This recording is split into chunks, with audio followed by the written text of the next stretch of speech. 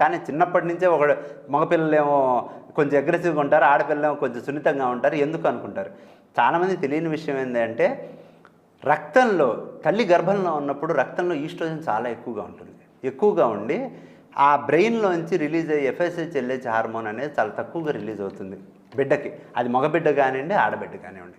పుట్టంగానే ఒక్కసారిగా రక్త ప్రసరణ అనేది కట్ అయిపోయేసరికి దానిలో ఉన్న ఈస్ట్రోజన్ అవన్నీ తగ్గిపోయేసరికి వితిన్ 1 వీక్లోనే ఒక్క సజ్జిలాగా లోపల నుంచి ఎఫ్ఎస్హెచ్ ఎల్హెచ్ హార్మోన్ అనేవి విడుదలవటం ద్వారా మొదట 6 నుంచి 9 నెలల అబ్బాయిలో, 12 నుంచి 18 నెలల అమ్మాయిలో వాళ్ళ రెస్పెక్టివ్ హార్మోన్స్ అనేవి విడుదలవుతాయండి. అది దేనికోసం అంటే దాన్ని మినీ ప్యూబర్టీ అంటారు. దీన్ని ప్యూబర్టీ యుక్త వయసు అంటే దాన్ని మినీ ప్యూబర్టీ అంటారు. ఈ మినీ ప్యూబర్టీ అనేది లేకపోతే అబ్బాయికి అబ్బాయి లక్షణాలు రావు, అమ్మాయికి అమ్మాయి లక్షణాలు రావు.